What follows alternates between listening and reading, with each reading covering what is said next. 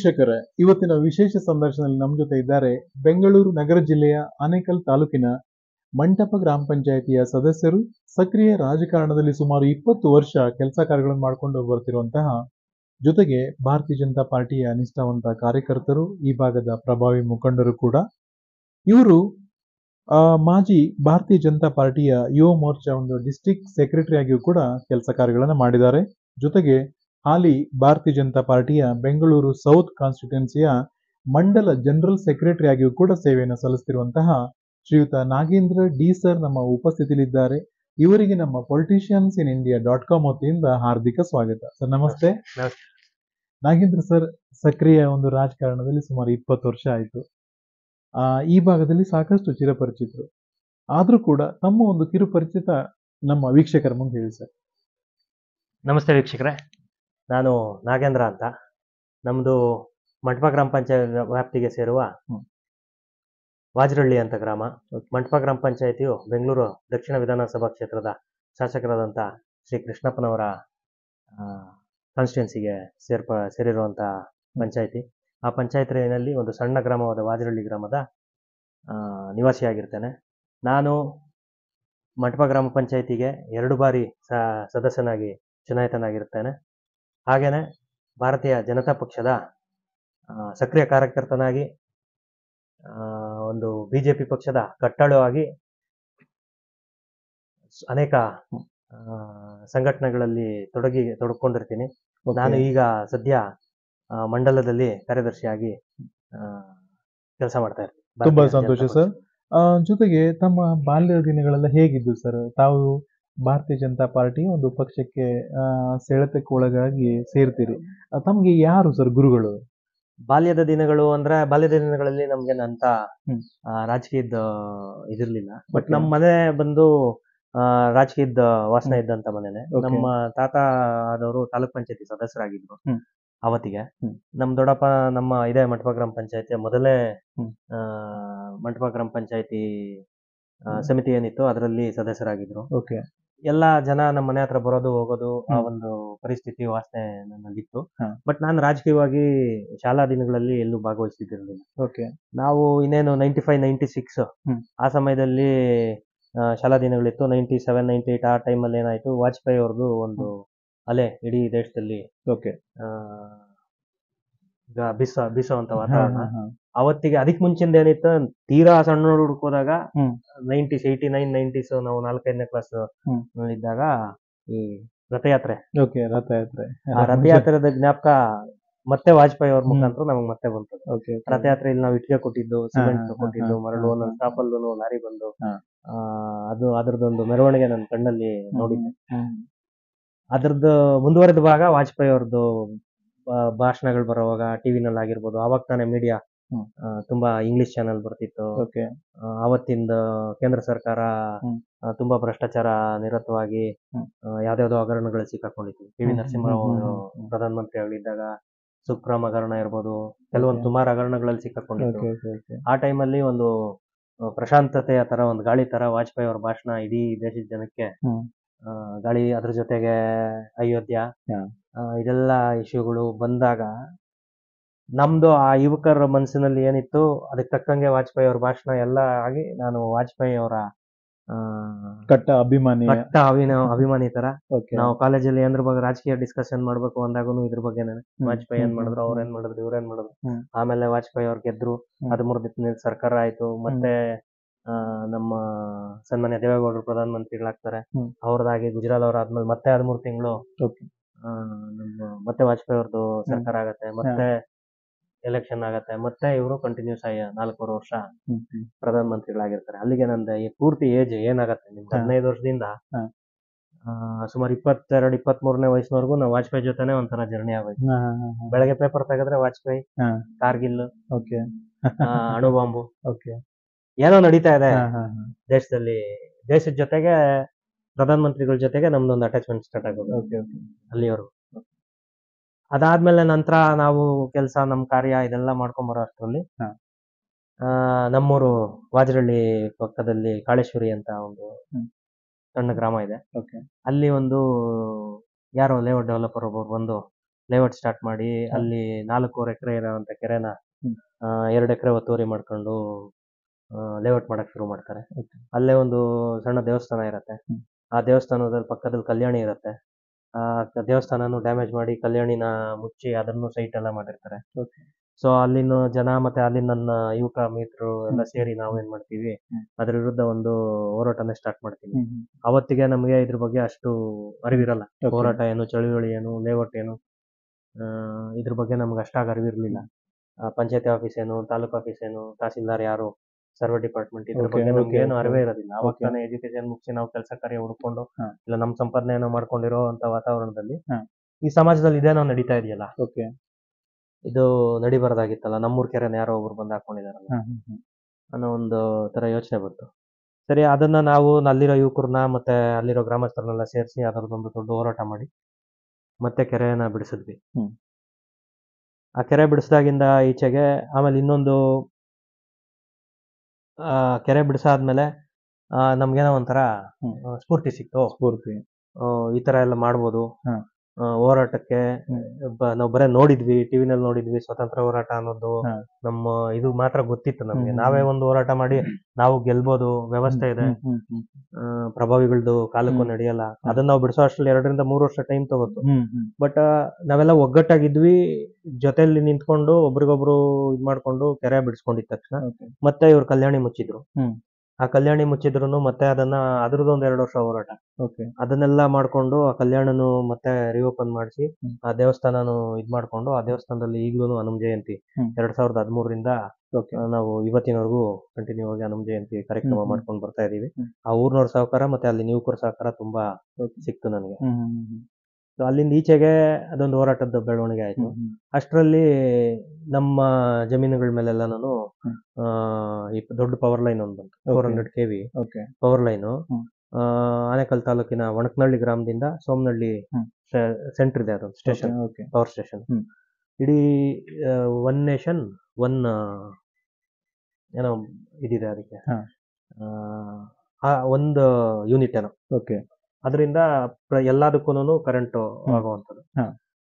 ಆ ಟೈಮಲ್ಲಿ ಏನಾಯ್ತು, ನಮ್ ಜಮೀನ್ ಮೇಲೆಲ್ಲ ಲೈನ್ ಬರುತ್ತೆ. ಲೈನ್ ಬಂದ್ರೆ ಜಮೀನೆಲ್ಲ ವೇಸ್ಟ್ ಆಗತ್ತೆ, ಬರೇ ಕಂಬ ಹಾಕೋರ್ಗ್ ಮಾತ್ರ ದುಡ್ಡು ಅನ್ನೋ ತರ ಕಾಂಪನ್ಸೇಷನ್ ಅಂದ್ಬಿಟ್ಟು ಸ್ಟಾರ್ಟ್ ಮಾಡಿದ್ರು. ಅವಾಗ ನಾವೆಲ್ಲ ಏನ್ ಮಾಡಿದ್ವಿ, ಮತ್ತೆ ಅಲ್ಲಿಂದ ಒಣಕನಹಳ್ಳಿಯಿಂದ ಹಿಡಿದು ಸೋಮನಹಳ್ಳಿವರೆಗೂ ಇರೋ ರೈತರನ್ನೆಲ್ಲ ಮಾತಾಡಿಸಿ ಒಟ್ಟುಗೂಡಿಸ್ಕೊಂಡು ಅವರು ಅವತ್ತಿಗೆ ನಮ್ಗೆ ಈ ಹೋರಾಟದ ಅಧ್ಯಕ್ಷತೆನ ಕೋಡಿಹಳ್ಳಿ ಚಂದ್ರಶೇಖರ್ ಅಂತ ರೈತ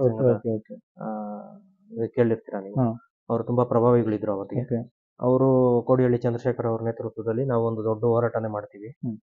ಇವತ್ತಿಗೂ 3-4 ಕೇಸ್ ಇದೆ. ಅಲ್ಲೆಲ್ಲ ಕಂಬ ಹತ್ತಕ್ ಬಂದಾಗ ಕಂಬನ ಹತ್ತಿ ಕುತ್ಕೊಂಡ್ಬಿಡ್ತಾ ಇದೀವಿ ಲೈನ್ ಹಿಡಿಯಕ್ ಬಂದಾಗ. ಪೊಲೀಸರೆಲ್ಲ ಅರೆಸ್ಟ್ ಮಾಡಿ ನಮ್ಮ ಮೇಲೆಲ್ಲ ಕೇಸ್ ಮಾಡಿ ಅಲ್ಲೇ ಊಟ ಮಾಡ್ಕೊಂಡು ಅವರು ಕಾವಲ್ ಕಾಯ್ಕೊಂಡು ತುಂಬಾ ಅದು ಒಂದ್ ತರಾನೇ. ಅವಾಗ್ಲೇ ಅಲ್ಲಿಂದ ರೈತ ಸಂಘದ ಜೊತೆ ನಾವು ಬರ್ತಾಗ ಅಲ್ಲಿಂದ ಹೋರಾಟದೊಂದು ಮನಸ್ಥಿತಿನೂ ನಮ್ಗೆ ಅರ್ಥ ಆಯ್ತು.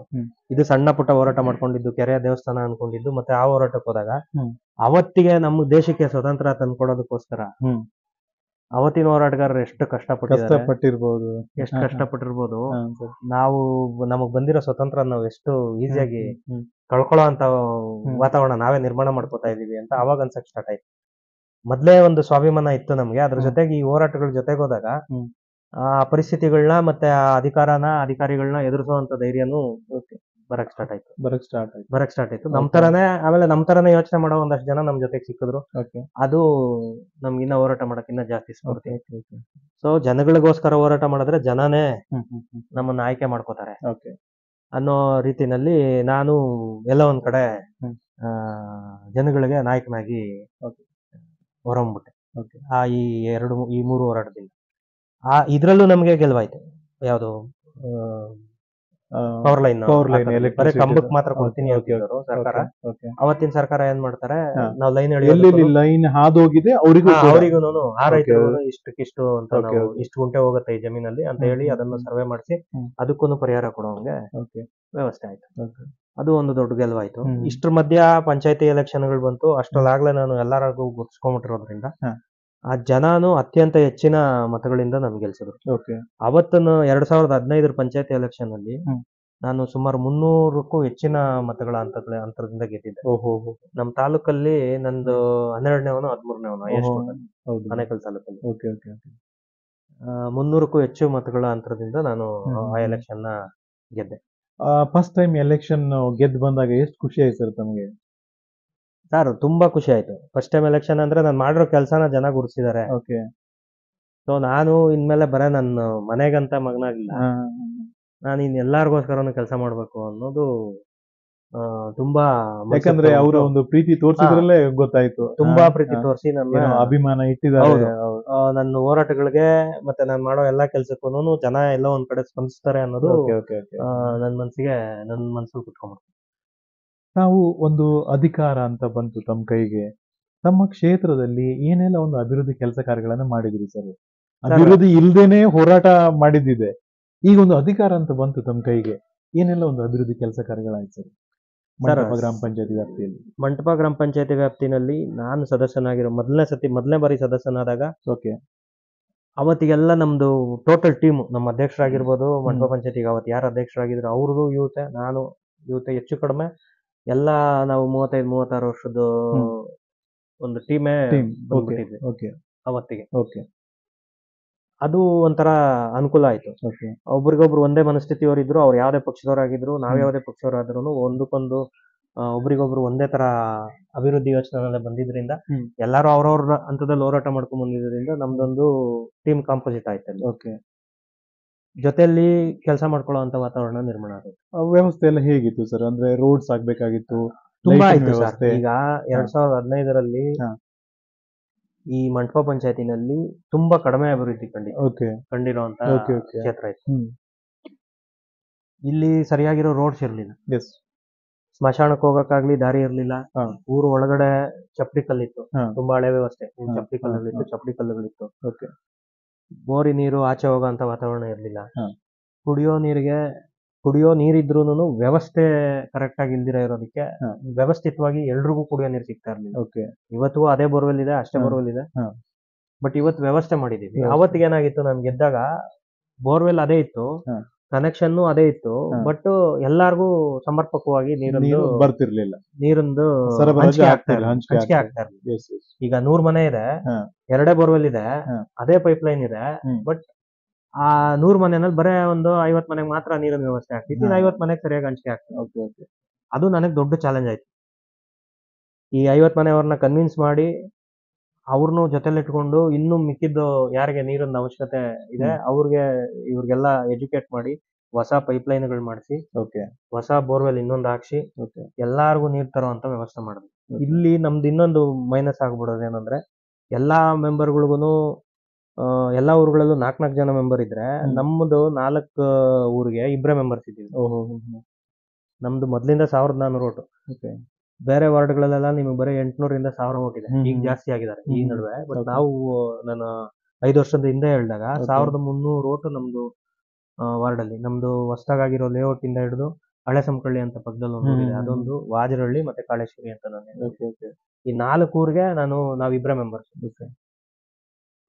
ಅವರು ನಾನು ಸಹಪಾಠಿನ ಗೆದ್ದಿದ್ರಿಂದ ನನ್ಗೇನು ಅಂತ ತೊಂದರೆ ಆಗ್ಲಿಲ್ಲ. ನಮ್ ಜೊತೆಲ್ಲ ನಮ್ ಸಿಂಡಿಕೇಟ್ ಎಲ್ಲ ಗೆದ್ದಿದ್ರು. ಅವ್ರು ನಾನು ಹೇಳೋ ಕೆಲ್ಸಕ್ಕೆಲ್ಲ ಅವ್ರದ್ದು ಸಹಕಾರ, ಆನಂದ್ ಅಂತ ನಮ್ಮೂರಲ್ಲೇ ಅವ್ರ ಸಹಕಾರ ಕೊಟ್ಟರು. ಫಸ್ಟ್ ಟರ್ಮ್ ಅಲ್ಲಿ ಎಲ್ಲಾ ಕೆಲ್ಸನೂ ಯಶಸ್ವಿಯಾಗಿ ಮಾಡ್ಕೊಂಡು ಹೋದ್ವಿ. ಮತ್ತೆ ಹಳೆ ಸಂಕಳ್ಳಿ ಊರಲ್ಲೂ ಇದೇ ತರ ವ್ಯವಸ್ಥೆ. ಎಲ್ಲಾ ಊರುಗಳಲ್ಲೂ ನೀರಿದ್ರು ನೀರಿನ ಹಂಚಿಕೆನಲ್ಲಿ ಸರಿಯಾದ ವಾತಾವರಣ ಇರ್ಲಿಲ್ಲ. ಸರಿ, ನೀರ್ ಹಂಚಿಕೆ ಮಾಡೋದೇ ಒಂದು ದೊಡ್ಡ ವಿಚಾರ ಆಯ್ತು. ನೀರನ್ನ ಹಂಚಿಕೆ ಯಾವಾಗ ಮಾಡಕ್ ಸ್ಟಾರ್ಟ್ ಮಾಡಿದ್ವಿ, ಎಲ್ಲಾರ್ಗು ನೀರ್ ಹೋಗಕ್ ಸ್ಟಾರ್ಟ್ ಆಯ್ತು. ಈ ಸಂಪಲ್ಲಿ ಹಿಡ್ಕೊಳ್ಳೋರ್ಗೆಲ್ಲಾರ್ಗು ನಾವೇ ಹೋಗಿ ರಿಕ್ವೆಸ್ಟ್ ಮಾಡ್ಕೊಂಡು, ನೀವು ಬೆಳಗ್ಗೆನೆ ನೀರ್ ಬಿಟ್ಕೊಂಡ್ಬಿಡಿ ಸಂಪ್ಗೆ, ನೀವೇನಿದ್ರು 9 ಗಂಟೆ ಮೇಲೆ ಬಿಟ್ಕೊಳ್ಳಿ, 9 ಗಂಟೆಯಿಂದ 12 ಗಂಟೆವರೆಗೂ ನಿಮ್ಗೆ ಯಾರು ಬಿಟ್ಕೊಳ್ಳೋರೆಲ್ಲ ಪಬ್ಲಿಕ್ ನಲ್ಲಿಗಳವ್ರಿಗೆ ದಯವಿಟ್ಟು ಅವಕಾಶ ಮಾಡ್ಕೊಡಿ. ಅವ್ರಿಗೆ ಸಂಪ್ ಇಟ್ಕೊಳಕ್ಕಾಗ್ಲಿ ಇದಕ್ಕಾಗ್ಲಿ ಜಾಗ ಇರಲ್ಲ. ಎಲ್ಲಾ 10 ಅಡಿ 20 ಅಡಿ ಮನೆಗಳವ್ರು ಇದಾರೆ, ತುಂಬಾ ಕಡುಬಡವರು ಇದಾರೆ ನಮ್ಮ ಇದ್ರಲ್ಲಿ. ಬಂದಾಗ್ಲೇ ಕಲೆಕ್ಟ್ ಮಾಡ್ಕೋಬೇಕು ಅವ್ರ ನೀರು. ನೀರ್ ಯಾವಾಗ ಬರುತ್ತೆ ಅವಾಗೇ ಕಲೆಕ್ಟ್ ಮಾಡ್ಕೋಬೇಕು ಅಂತ ಹೇಳಿ ಅವ್ರಿಗೆಲ್ಲ ಕನ್ವಿನ್ಸ್ ಮಾಡಿ ಅವರೆಲ್ಲ ಅದಕ್ಕೆ ಒಪ್ಕೊಂಡ್ಮೇಲೆ ಈ ತರ ಒಬ್ಬ ಸದಸ್ಯರಾಗಿ ಪ್ರತಿ ಮನೆಗೂ ಕೂಡ ಕಾಳಜಿ ತಗೊಂಡಿದ್ದೀರಿ. ಆಗ ಅದೇ ನನಗೆ 2ನೇ ಸತಿ ಗೆಲ್ಲಕ್ಕೆ ಅವಕಾಶ ಮಾಡಿದೆ. ನಾನು ಮೊದಲನೇ ಸತಿ ನೀರಿನ ವ್ಯವಸ್ಥೆಗೆ ಎಷ್ಟು ಕಷ್ಟಪಟ್ವಿ ಅಂದ್ರೆ, ಒಂದ್ ಸತಿ 5 ಬೋರ್ವೆಲ್ ಇತ್ತು ಹಳೆ ಸಂಕಳ್ಳಿ ಊರಲ್ಲಿ. 5 ಬೋರ್ವೆಲ್ ಒಂದೇ ಸತಿ ನಿಂತಾಯ್ತು. ಎಲ್ಲ ರಿಪೇರ್ ಆಯ್ತು, ಮಳೆ ಏನೋ ಬಂದಿರ್ಲಿಲ್ಲ ಆ ಟೈಮ್ಗೆ. ಮತ್ತೆ ಇನ್ನೊಂದು ಬೋರ್ವೆಲ್ ನ ಹೆಂಗೋ ನಮ್ಮ MLA ಕೃಷ್ಣಪ್ಪ ಅವ್ರ ಹತ್ರ ಮಾತಾಡಿ ಅವ್ರ ಹತ್ರ ಒಂದು ಬೋರ್ವೆಲ್ ಕೊರಿಸ್ತಾ ಇದೀವಿ. ಆ ಬೋರ್ವೆಲ್ 850 ಅಡಿ ಕೊರೆದ್ರೂ ನೀರ್ ಬಂದಿಲ್ಲ. ಅವತ್ತು ನಾನು ಅಳೋ ಅಂತ ಪರಿಸ್ಥಿತಿ ಬಂದ್ ಮನೇಲಿ ಮಲ್ಕೊಂಬಿಟ್ಟೆ. 4 ಗಂಟೆವರೆಗೂ ಕೊರೆದಿದ್ದಾರೆ, ನೀರ್ ಬಂದಿಲ್ಲ. ಮಲ್ಕೊಂಡು ಆಮೇಲೆ 5-5:30ಗೆ ವಾಪಸ್ ಹೋದ್ರೆ 1065 ಅಡಿಗೆ ನೀರ್ ಬಂತು. ಆ ನೀರ್ ಬಂದಿದ್ ಲಕ್ಷಣ ನೋಡಿ, ಅವತ್ ರಾತ್ರಿ ಜೋರಾಗಿ ಮಳೆ ಆಗಿ ನಿಂತೋಗಿರೋ ಬೋರ್ವೆಲ್ಲ ನೀರ್ ಬಂತು. ಯಾವ ಬೋರ್ಗಳು ನಿಂತೋಗಿತ್ತು ಆ ಒಂದ್ ಮಳೆಗೆ 3 ಬೋರ್ ರನ್ನಿಂಗ್ ಸ್ಟಾರ್ಟ್ ಆಯ್ತು. ಆ 2 ತಿಂಗಳು ನಾವು ಟ್ರ್ಯಾಕ್ಟರ್ ಅಲ್ಲೇ ನೀರ್ ಓಡಿಸಿದೀವಿ. ಪ್ರತಿ ಮನೆಗೂ ನಂದ ಸ್ನೇಹಿತರನ್ನ ಬಿಟ್ಟು ಪ್ರತಿ ಮನೆಗೂ ಟ್ರ್ಯಾಕ್ಟರ್ ಅಲ್ಲೇ ನೀರ್ ಹೊಡೆದು 2 ತಿಂಗಳು ನಾನು ಟ್ರ್ಯಾಕ್ಟರ್ ಅಲ್ಲಿ ನೀರ್ ಹೊಡೆದು ಜನ ಸಾಕಿದ್ವಿ, ನೀರಿನ ಸಮಸ್ಯೆ ತೀರ್ಮಾನ ಮಾಡಿ. ಅದ್ರ ಜೊತೆಗೆ ಈ ಬೋರ್ವೆಲ್ ಒಂದ್ ಬಂತು. ಆ ಬೋರ್ವೆಲ್ ಅಲ್ಲಿ ನೀರ್ ಬಂದಿದ್ದ ದಸೆನ ಏನೋ ಇವತ್ತಿಗೂ ಆ ಬೋರ್ವೆಲ್ ರನ್ನಿಂಗ್ ಇದೆ. 7 ವರ್ಷ ಆಯ್ತು ಕಂಟಿನ್ಯೂಸ್. ಇವತ್ತಿಗೂ ಆ ಬೋರ್ವೆಲ್ ರನ್ನಿಂಗ್ ಇದೆ. ಹೇಗೆ ಸರ್ ಸ್ವಲ್ಪ ಚಾಲೆಂಜ್ ಆಗಿತ್ತು? ಯಾಕಂತಂದ್ರೆ ಇಲ್ಲಿ ಯಥೇಚ್ಛವಾಗಿ ಜನಸಂಖ್ಯೆನೂ ಕೂಡ ಬೆಳೀತಾ ಇದೆ. ಅದಾದ್ಮೇಲೆ ಏನಾಗತ್ತೆ ಕೇಳಿ, ಇದು ನಮ್ದು ಮಾಮೂಲಿ ಗ್ರಾಮತನದ ಊರುಗಳದ್ದು ನಲ್ಲಿ ಇದು ಸಮಸ್ಯೆ ಕ್ಲಿಯರ್ ಆಯ್ತು. ಈ ಹೊಸದಾಗಿ ಲೇಔಟ್ಗಳು ಡೆವಲಪ್ ಆಗತ್ತೆ. ಈ ಹೊಸದಾಗಿ ಲೇಔಟ್ ಡೆವಲಪ್ ಆಗೋದನ್ನ ಏನಾಗತ್ತೆ, ಅಲ್ಲಿ ಹೊಸ ಜನ ಬಂದು ಸೇರ್ಕೋತಾರೆ. ಅವ್ರಿಗೆ ಈ ಡೆವಲಪರ್ಸ್ ಏನ್ ಮಾಡಿರ್ತಾರೆ, ನಿಮ್ಗೆ ನೀರ್ ಕೊಡ್ತೀವಿ, ರೋಡ್ ಕೊಡ್ತೀವಿ, ಮೋರಿ ಕೊಡ್ತೀವಿ, ಸ್ಯಾನಿಟರಿ ಮಾಡ್ತೀವಿ, ನೋಡಿ ಇದೆ ನಿಮ್ ಓವರ್ ಟ್ಯಾಂಕ್ ಅಂತೆಲ್ಲ ತೋರಿಸಿ ಅವ್ರ ಪಾಪ ಎಲ್ಲ ಒಂದ್ ಕಡೆ ನಾವು BMRDA ಸೈಟ್ ಆಗ್ಲಿ BDA ಸೈಟ್ ಆಗ್ಲಿ ತಗೊಳ್ಳೋ ಅಷ್ಟು ದುಡ್ಡು ಇರೋದಿಲ್ಲ ಮಿಡಲ್ ಕ್ಲಾಸ್ ಜನಕ್ಕೆ. ಈಗ ನೀವು BMRDA ಸೈಟ್ ತಗೋಬೇಕು ಅಂದ್ರೆ 2,500-3,000 ಕೊಟ್ಟು ತಗೋಬೇಕು. ಈ ರೆವಿನ್ಯೂ ಲೇಔಟ್ ಆದ್ರೆ ರೆವಿನ್ಯೂ ಲೇಔಟ್ ಅಲ್ಲಿ ನೀವು ಸೈಟ್ ತಗೊಳ್ಳೋದ್ರಿಂದ ನಿಮ್ಗೆ 1,500-1,000ಕ್ಕೆ ಒಂದು ಸೈಟ್ ಸಿಗುತ್ತೆ. ನೀವು ಮನೇನೆ ಕಟ್ಕೊಳ್ಳೋ ಅಷ್ಟು ಸೈಟ್ ತಗೊಳ್ಳೋ ಜಾಗ ಮನೇನೆ ಕಟ್ಬೇಕು. ಏನೋ ಆಸೆಗೆ ತಗೊಂಡ್ಬಿಡ್ತಾರೆ, ಮನೆ ಕಟ್ಕೊಂಡ್ಬಿಡ್ತಾರೆ. ಮನೆ ಕಟ್ಕೊಂತಾರೆ, ಅವ್ರಿಗೆ ರೋಡಿನ ವ್ಯವಸ್ಥೆ ಇರಲ್ಲ, ಮೋರಿ ವ್ಯವಸ್ಥೆ ಇರಲ್ಲ, ನೀರಿನ ವ್ಯವಸ್ಥೆ ಇಲ್ಲ. ಇದೆಲ್ಲ ಸರ್ಕಾರಕ್ಕೆ ಅಂದ್ರೆ ಪಂಚಾಯತಿಗೆ ಒಂದು ದೊಡ್ಡ ಸವಾಲಾಗುತ್ತೆ. ಸರ್ಕಾರ ಏನೇ ಮಾಡಿ ಅದನ್ನ ರೆವೆನ್ಯೂ ನಿಲ್ಸ್ಬೇಕಂದ್ರೂ ಅದಕ್ಕೆ ಅವಕಾಶ ಇರಲ್ಲ. ಅದು ಬೇರೆ ಏನೋ ಪ್ಯಾರಲಲ್ ಪ್ರೊಸೆಸ್ ಬೇರೆ ಏನೋ ನಡೀತಾ ಇರುತ್ತೆ. ಬಟ್ ಇಲ್ಲಿ ತಗೊಂಡಿರೋ ಜನಗಳಿಗೆ ಏನ್ ವ್ಯವಸ್ಥೆ ಮಾಡ್ಬೇಕು ನಾವು, ಅದು ಪಂಚಾಯತಿ ಆಗಿ ಮತ್ತೆ ಅದಕ್ಕೆ ಸಂಬಂಧಪಟ್ಟ ಸದಸ್ಯರಾದಂತ ನಮ್ಗೆ ಅದೊಂದು ಸವಾಲಾಯ್ತು. ಆವಾಗ ನಾವೇನ್ ಮಾಡ್ತೀವಿ, ಅಲ್ಲಿ ಒಂದು ಬೋರ್ವೆಲ್ ಕೊರ್ಸಿ ಪಂಚಾಯತಿ ಕಡೆಯಿಂದ ಒಂದು 70-80 ಮನೆಗೆ ನೀರಿರೋದಿಲ್ಲ. ಅಲ್ಲಿಗೆ ಒಂದು ಟ್ರ್ಯಾಕ್ಟರ್ ವ್ಯವಸ್ಥೆ ಮಾಡಿ, ಆ ಟ್ರ್ಯಾಕ್ಟರ್ ಮಾಮೂಲಾಗಿ ನೀರು ಹೊಡೆದ್ರೆ 400 ರೂಪಾಯಿ ತಗೋತಾನೆ, 450-500 ರೂಪಾಯಿ ತಗೋತಾನೆ. ನಾವೇನ್ ಮಾಡ್ತೀವಿ, ಪ್ರತಿ ಮನೆಯವ್ರ ಹತ್ರ 150 ರೂಪಾಯಿ ಕಲೆಕ್ಷನ್ ಮಾಡಿ ಅವ್ರಿಗೆ ಕೊಟ್ಟು ನಮ್ದೇ ನೀರು ಕೊಡ್ತೀವಿ, ನೀವು ಆ ಲೇಔಟ್ ಅಲ್ಲೆಲ್ಲ ನೀವು ಸಪ್ಲೈ ಮಾಡಬೇಕು ಅಂತ ಹೇಳಿ ನಾವು ಅವ್ರಿಗೆ ಸಪ್ಲೈ ಮಾಡ್ತೀವಿ. 150. ಈಗ ಮೊನ್ನೆ ನಾವು ರೀಸೆಂಟ್ ಆಗಿ ಒಂದು ಡೀಸೆಲ್ ರೇಟ್ ಅವೆಲ್ಲ ಜಾಸ್ತಿ ಆಗಿದ್ದಕ್ಕೆ 200 ರೂಪಾಯಿ ಒಂದು ಟ್ಯಾಂಕರ್ ನೀರು ಹೊಡಿತಾ ಇದ್ದಾರೆ. ಇನ್ನು ಅಷ್ಟೊಂದು ಪೈಪ್ಲೈನ್ ಮಾಡೋ ಅಷ್ಟೊಂದು ಸೋರ್ಸು ನಮ್ಮ ಪಂಚಾಯತಿಲಿ ಇಲ್ಲ. ಅಂದ್ರೆ ತುಂಬಾ ದೂರ ಆಗ್ತದೆ. ಪಂಚಾಯತಿನಲ್ಲಿ ಅಷ್ಟು ಸೋರ್ಸು ಇಲ್ಲ, ಮತ್ತೆ ಅಷ್ಟು ನೀರಿನ ವ್ಯವಸ್ಥೆನೂ ಇಲ್ಲ. ಮತ್ತೆ ಇನ್ನೊಂದು ಬೋರ್ ಹಾಕಿ ಮತ್ತೆ ಒಂದು 2-3 ಕಿಲೋಮೀಟರ್ ಪೈಪ್ಲೈನ್ ಮಾಡಿ ಮಾಡೋ ಅಷ್ಟು ವ್ಯವಸ್ಥೆ ಇಲ್ದಿರ ಇರೋ ಕಾರಣಕ್ಕೆ ನಾವು ಒಂದು ಟ್ರ್ಯಾಕ್ಟರ್ ಒಂದು ವ್ಯವಸ್ಥೆ ಮಾಡಿ, ಆ ಟ್ರ್ಯಾಕ್ಟರ್ ಅಲ್ಲಿ 150 ರೂಪಾಯಿಂದ 200 ರೂಪಾಯಿಗೆ ಒಂದು ಲೋಡ್ ನೀರು ಕೊಡುವಂತ ವ್ಯವಸ್ಥೆ ಮಾಡ್ತೀವಿ. ತುಂಬಾ ಸಂತೋಷ ಸರ್. ಇನ್ನೇನು ಸ್ಥಳೀಯ ಸಂಸ್ಥೆ ಚುನಾವಣೆ ಬರ್ತಾ ಇದೆ, ತಮ್ಮ ವಿಚಾರಧಾರೆ ಏನ್ ಸರ್ ಅಂತಂದ್ರೆ ವ್ಯವಸ್ಥೆ ಹೇಗಿರ್ಬೇಕು? ಅಂದ್ರೆ ಒಂದು ರಾಜಕಾರಣ ಈಗ ಮುಂಚಿನೂ ಕೂಡ ನೋಡ್ತಾ ಬರ್ತಾ ಇದೀರಿ, ಸಾಕಷ್ಟು ಎಲ್ಲ ಓದಿದಿರಿ ಎಲ್ಲ. ವ್ಯವಸ್ಥೆ ಸರ್ ಹೇಗಿರ್ಬೇಕು, ಯಾವ ರೀತಿ ಬದಲಾಗ್ಬೇಕು ಸರ್? ವ್ಯವಸ್ಥೆ ಬದಲಾಯಿಸಬೇಕಾಗಿರೋದು ವ್ಯವಸ್ಥೆ ಆದಾಗ ಅದೇ ಬದಲಾಗಲ್ಲ. ಈ ಜನ ಯೋಚನೆ ಮಾಡೋ ರೀತಿ ಮೇಲೆ ವ್ಯವಸ್ಥೆ ನಿಂತಿರುತ್ತೆ. ಈಗ ನಾನು ಯಾವ ತರ ನಾಯಕ ಮಾಡ್ಕೋಬೇಕು ಅನ್ನೋದಕ್ಕೆ ನನ್ಗೊಂದು ಅವಕಾಶ ಇರುತ್ತೆ. ಅಲ್ಲಿ ಜನ ಒಳ್ಳೆ ನಾಯಕನ್ನ, ಒಳ್ಳೆ ಯೋಚನೆ ಇರುವಂತ ಆಯ್ಕೆ ಮಾಡ್ಕೊಂಡ್ಬಿಟ್ರೆ ಅವ್ರ ಕೆಲಸ ಅವ್ರು ಮಾಡ್ಕೊಂಡು ಇದ್ಬಿಡ್ಬೋದು. ಆ ನಾಯಕರ ಕೆಲಸ ಅವ್ರ ನಾಯಕರು ಮಾಡ್ಕೊಂಡು ಹೋಗ್ತಾರೆ. ಯಾವಾಗ ಇವತ್ತಿನ ರಾಜಕೀಯದಲ್ಲಿ, ದುಡ್ಡಿನ ರಾಜಕೀಯದಲ್ಲಿ ಯಾರು ಹೆಚ್ಚಿಗೆ ದುಡ್ಡು ಕೊಡ್ತಾರೆ, ಯಾರೋ ಗೆದ್ದು ನನ್ಗೇನ್ ಬರೋದಿದೆ, ಅವ್ನ್ ಗೆದ್ಬಿಟ್ಟು ಅವ್ನ ಮನೆ ದೊಡ್ಡದಾಗತ್ತೆ, ನನ್ಗೇನು ಮಾಡೋದಿಲ್ಲ, ಸೊ ನಾನು ನಾಳೆ ಸಂಪಾದನೆ ಮಾಡ್ಕೊಳ್ಳೋ ದುಡ್ಡನ್ನ ಇವತ್ತೇ ಇವನ ಹತ್ರ ಓಟ್ ದುಡ್ಡು ಇಸ್ಕೊಂಡ್ಬಿಡ್ತೀನಿ, ಮತ್ತೆ ನನ್ ಜಾತಿಯವನ ಯಾರೋ ನಿಂತಿದ್ದಾನೆ ಅವನಿಗೆ ಓಟ್ ಹಾಕೋಣ. ಈ ಜಾತಿ ಮತ್ತೆ ದುಡ್ಡಿನಿಂದ ಓಟು ಇರೋವರೆಗೂನು ಬದಲಾವಣೆ ಸಾಧ್ಯ ಇಲ್ಲ. ನಾವು ಈ ಜಾತಿ ಮತ್ತೆ ದುಡ್ಡನ್ನ ಮೀರಿ ಯಾವತ್ತು ಜನ ಒಳ್ಳೆ ಯೋಚನೆ ಇರೋನ್ಗೆ ಓಟ್ ಹಾಕಕ್ ಸ್ಟಾರ್ಟ್ ಮಾಡ್ತಾರೆ, ಆವತ್ತು ಬದಲಾವಣೆ ಆಗತ್ತೆ. ಈಗ ಸದ್ಯಕ್ಕೆ ಈ ಪ್ರೆಸೆಂಟ್ ಸಿಚುವೇಶನ್ ಅಲ್ಲಿ ಯಾರೇನೇ ಮಾತಾಡಿದ್ರು ತಪ್ಪೆ. ಯಾಕಂದ್ರೆ ಈಗ ನಾನೇನೇ ಮಾತಾಡಿದ್ರು ನಾನು ನಿಮ್ಮ ಹತ್ರ ಇಂಟರ್ವ್ಯೂ ಕೊಡಕ್ ಹೇಳ್ಬೋದೇ ಹೊರತು ಕೆಲವೆಲ್ಲ ನಾವು ಮಾಡ್ಕೊಂಡೆ ಗೆದ್ದು ಬರ್ಬೇಕು. ಎಲ್ಲ ಒಂದ್ ಕಡೆ ನಾನು ಪೊಲಿಟಿಷಿಯನ್ ವಿನ್ ಆಗ್ಬೇಕು ಅಂದಾಗ ವಿನ್ನಬಲ್ಗೆ ಏನೇನು ನೀವು ಕೊಡ್ಬೇಕೋ ಅದಷ್ಟು ಕೊಟ್ಟೆ ಮಾಡ್ಕೊಂಡ್ ಬಂದಿರ್ತೀರಿ. Okay okay. ಸೊ ನಾವು ಓಪನ್ ಆಗಿ ಎಲ್ಲ ಹೇಳ್ಕೊಂಡು ರಾಜಕಾರಣ ಮಾಡೋಕ್ಕಾಗಲ್ಲ. ಬಟ್ ಜನ ಅದನ್ನ ಯೋಚನೆ ಮಾಡ್ಬೇಕಾಗಿರೋದು, ದುಡ್ಡು ಮತ್ತೆ ಜಾತಿಗೆ ಮೀರಿ ಯಾವಾಗ ಒಳ್ಳೆ ಯೋಚನೆಗೆ ಒಳ್ಳೆ ವ್ಯಕ್ತಿಗೆ ಓಟ್ ಹಾಕ್ತಾರೆ ಅವತ್ತು ಬದಲಾವಣೆ ಆಗತ್ತೆ. ಇಲ್ಲ ನನಗೆ ಯಾರೋ ಒಬ್ಬ, ನಾನು ಪೊಲೀಸ್ ಸ್ಟೇಷನ್ ಅಲ್ಲಿ ಇದ್ದಾಗ ನನಗೆ ಫೋನ್ ಮಾಡ್ಬಿಟ್ಟು ಸಹಾಯ ಮಾಡ್ಬಿಟ್ಟ, ನನಗೆ ಟ್ರಾಫಿಕ್ ಪೊಲೀಸ್ ನಾನು ಹೆಲ್ಮೆಟ್ ಹಾಕ್ತಿದ್ದಾಗ ಹಿಡಿದ್ಬಿಟ್ಟು ನನಗೆ ಫೋನ್ ಮಾಡ್ಬಿಟ್ಟು ಅವ್ರು ಬಿಡಿಸ್ಕೊಳಿಸ್ಬಿಟ್ಟ, ಇಲ್ಲ ನಂದು ಯಾವುದೋ ಜಮೀನು ಖಾತೆಗೆ ತಹಸೀಲ್ದಾರ್ಗೆ ಹೇಳ್ಬಿಟ್ಟು ಮಾಡಿಸ್ಬಿಟ್ಟ, ನನ್ನ ಜಾತಿ ಒಂದು ಬಿಡು ಅವ್ನು ಇದ್ರೆ ಸಾಕು ಬೇರೆಯವನ್ ಯಾವ್ದಕ್ಕೆ, ಆ ಥರ ಎಲ್ಲ ಯೋಚನೆ ಇಟ್ಕೊಂಡು ಮಾಡ್ತಾರೆ ಓಟು. ಅದಿರೋವರೆಗೂ ವ್ಯವಸ್ಥೆ ಬದಲಾಗ್ತದೆ. ಈಗ ನಾನು ಎಲ್ಲೋ ಒಂದ್ ಕಡೆ ಇದಿಷ್ಟು ಮಾಡ್ಲೇಬೇಕಾಗತ್ತೆ, ನಾನು ಎಲೆಕ್ಷನ್ ಗೆಲ್ಬೇಕು ಅಂದ್ರೆ. ನಾನು ಇಷ್ಟು ಮಾಡ್ಲಿಲ್ಲ ಅಂದ್ರೂ ಪರವಾಗಿಲ್ಲ, ನಿಮ್ಗೆ ಬೇಸಿಕ್ ಏನು ಅದನ್ನು ಮಾಡೋರ್ಗೆ ನಾನು ಓಟ್ ಹಾಕ್ತೀನಿ ಅಂತ ನೀವು ಡಿಸೈಡ್ ಆದ್ರೆ ಇದೆಲ್ಲ ಕಡಿಮೆ ಆಗತ್ತೆ. ಈಗ ಏನಾಗಿದೆ, ಮೂಲಭೂತಕ್ಕೆ ಹೋಗ್ಬೇಕು ಸರ್. ಇಲ್ಲಿ ಏನಾಗತ್ತೆ, ಕಾನೂನು ಅಂತ ಒಂದ್ ಮಾಡ್ತೀವಿ. ಬೇರೆ ದೇಶದಲ್ಲಿ ಕಾನೂನು ಪಾಲನೆ ಮಾಡಿದ್ರೆ ಗುಡ್, ಅವ್ರು ಗುಡ್. ಇಲ್ಲಿ ನಾವು ಕಾನೂನನ್ನ ಯಾರು ಮುರಿತಾರೆ ಅವ್ರು ವೆರಿ ಗುಡ್. ನಮ್ಮ ದೇಶದಲ್ಲಿ ಕಾನೂನು ಮೀರಿ ಯಾರು ಕೆಲಸ ಮಾಡ್ತಾರೆ, ಟ್ರಾಫಿಕ್ ಸಿಗ್ನಲ್ ಅಲ್ಲಿ ಅವ್ನು ಸಿಗ್ನಲ್ ಇದ್ರೂ ಸಿಗ್ನಲ್ ಪಾಸ್ ಮಾಡ್ಕೊಂಡು ಹೋಗ್ಬಿಟ್ಟ ಅಂದ್ರೆ ಅವ್ನು ಹೀರೋ ಆಗ್ಬಿಡ್ತಾನೆ. ಸಿಗ್ನಲ್ ವೆಯ್ಟ್ ಮಾಡ್ಕೊಂಡಿದ್ರೆ ಅವ್ನು ದಡ್ಡ ಆಗ್ತಾನೆ. ಓಕೆ ಸರ್, ಪಕ್ಷದ ವಿಚಾರ ಪ್ರತಿಯೊಂದಕ್ಕೂ ಜನಗಳ ಮನಸ್ಥಿತಿ ಹೆಂಗಿರತ್ತೆ ಆ ಮನಸ್ಥಿತಿಗೆ ತಕ್ಕಂತ ಲೀಡರ್ಗಳು ಹುಟ್ಟಿದ್ದಾರೆ. ನೀವು ಇತಿಹಾಸ ತಗೊಂಬಂದ್ರು ಅಷ್ಟೇ, ಆಯಾ ಪರಿಸ್ಥಿತಿನಲ್ಲಿ ಜನ ಯಾವ್ಯಾವ ತರ ಯೋಚನೆ ಮಾಡ್ಕೊಂಡಿರ್ತಾರೆ ಆಯಾ ತರ ಲೀಡರ್ಗಳನ್ನ ಅವ್ರು ನಡೆಸಿದ್ದಾರೆ. ಇವತ್ತು ನೀವು ಯಾವ ತರ ಮನಸ್ಥಿತಿನಲ್ಲಿ ಇದೀರ ಅದೇ ತರ ಲೀಡರ್ನ ಆಯ್ಕೆ ಮಾಡಿದೀರ, ಅದೇ ತರ ಜನ ನಡೀತಾರೆ. ನಾಗೇಂದ್ರ ಡಿ ಸರ್ ಅಂತಂದ್ರೆ ಹೋರಾಟದಲ್ಲಿ ಗುರುತಿಸ್ಕೊಂಡವರು. ಹೌದು ಸರ್, ಹೋರಾಟದಿಂದಾನೆ. ಇದು ಹೋರಾಟದ ಮುಂಚೂಣಿಯಲ್ಲಿ ಇಟ್ಕೊಂಡು ತಮ್ಗೆ ಭಾರತೀಯ ಜನತಾ ಪಾರ್ಟಿಯ ಯುವ ಮೋರ್ಚಾ ಒಂದು ಸೆಕ್ರೆಟರಿಯಾಗಿ ಕೂಡ ಒಂದು ಜಿಲ್ಲಾ ಸೆಕ್ರೆಟರಿಯಾಗಿ ಕೆಲಸ ಕಾರ್ಯಗಳನ್ನು ಮಾಡಿದಿರಿ.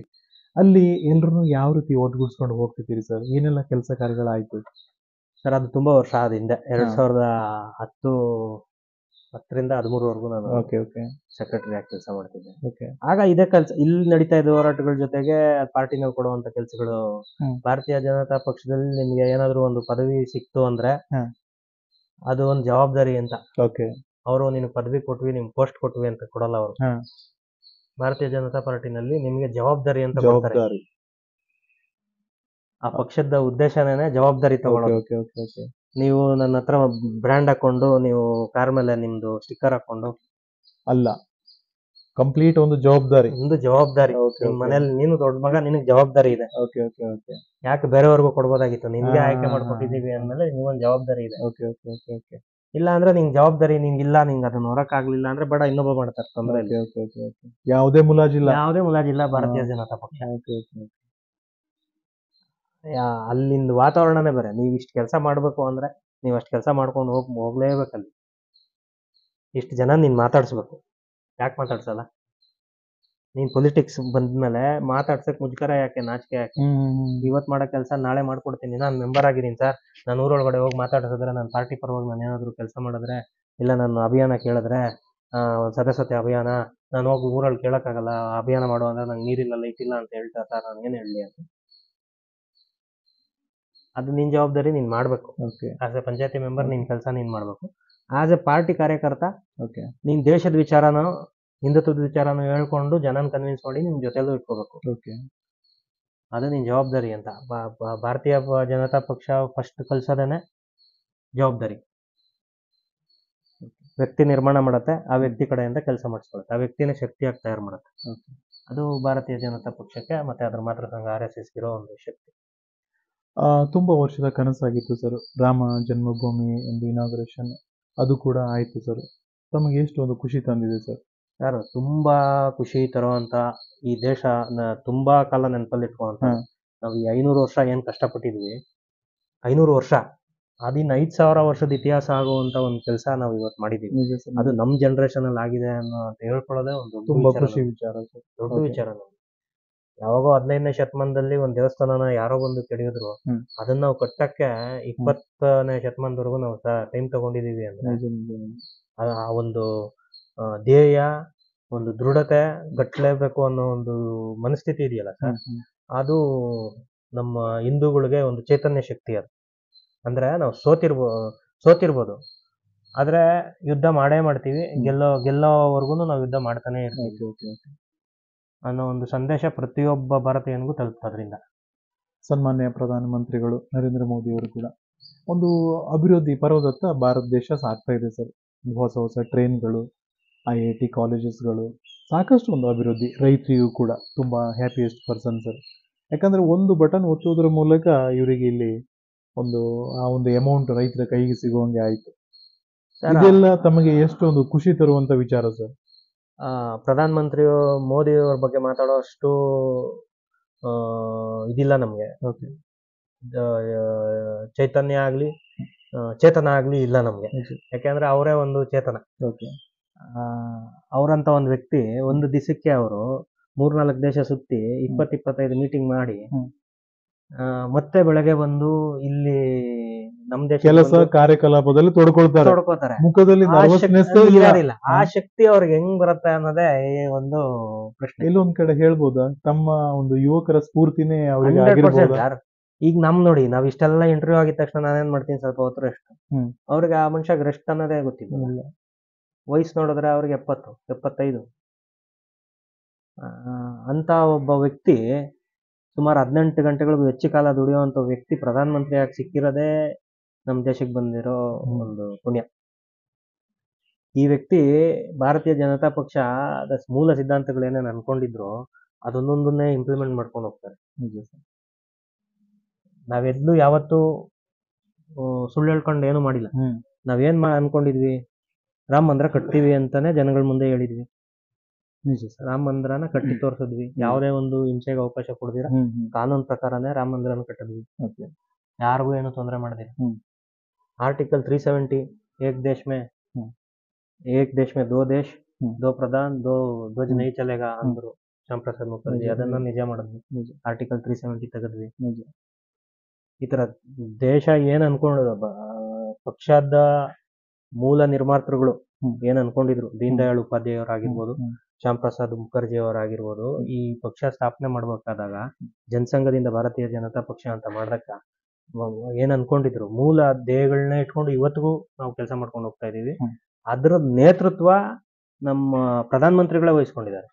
ಅವ್ರ ಪ್ರಧಾನ ಮಂತ್ರಿಗಳಾಗಿದ ತಕ್ಷಣ ಫಸ್ಟ್ ಹೇಳೋ ಮಾತೇನು, ನಾನು ಈ ದೇಶದ ಪ್ರಧಾನ ಮಂತ್ರಿ ಅಲ್ಲ, ನಾನು ಈ ದೇಶದ ಪ್ರಧಾನ ಸೇವಕ.